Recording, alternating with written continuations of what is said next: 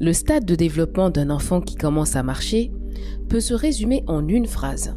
C'est l'âge de l'exploration. Votre enfant est un jeune chercheur, explorant sans cesse son univers, y compris son corps. Il a besoin de fortifier ses muscles longs et courts.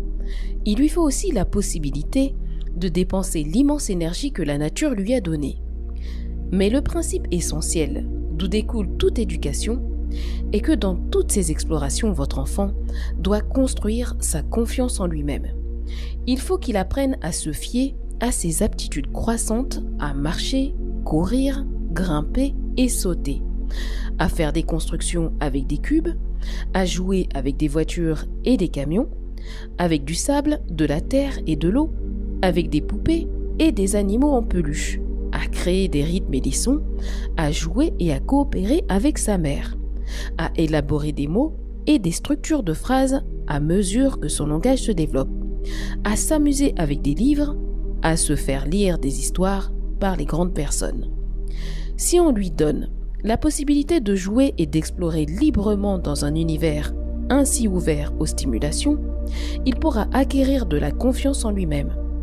Ses sentiments formeront la seconde lentille de l'optique de son concept de soi.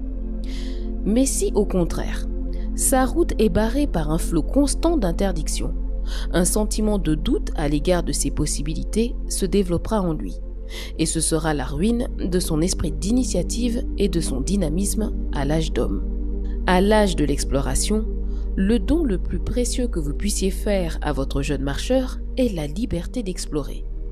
Ce qui exige de vous en tant que mère, patience et abnégation. Vous sentirez l'irritation monter en vous lorsque votre maison au soir d'une journée de jeu aura l'air d'avoir été ravagée par un ouragan.